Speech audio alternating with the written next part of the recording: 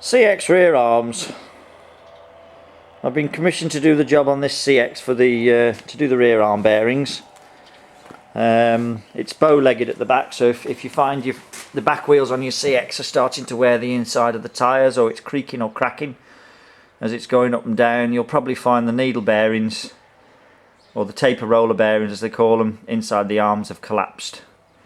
I think the amount of grease that they put on in the factory, I think it's paid for by the operators themselves, because it's virtually non-existent.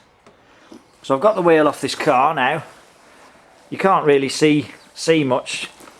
My first advice would be to you for normally to spray all the points with WD-40, but on this car it looks like the rubber boots are leaking on the hydraulic cylinders, and everything has a nice coating of oil, but it doesn't mean it's still going to come apart easy.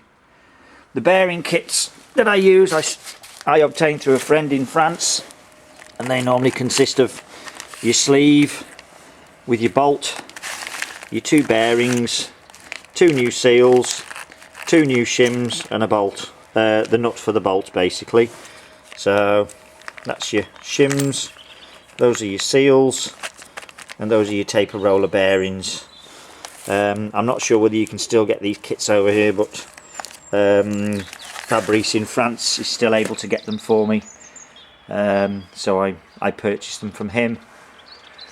So I'm going to give everything else on the arm now, all the bolts and that. I'm going to give them a quick spray with WD and a wire brush, and then when I film again, it'll be when I start undoing everything. A word of advice: they are steel bolts going into an aluminium arm, and unfortunately steel and aluminium like each other and tend to weld together.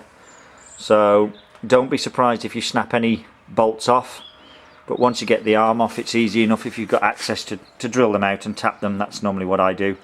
And when I put everything back together, I use stainless steel bolts with lashings of copper grease. So next time I film, we should be starting to get the arm off.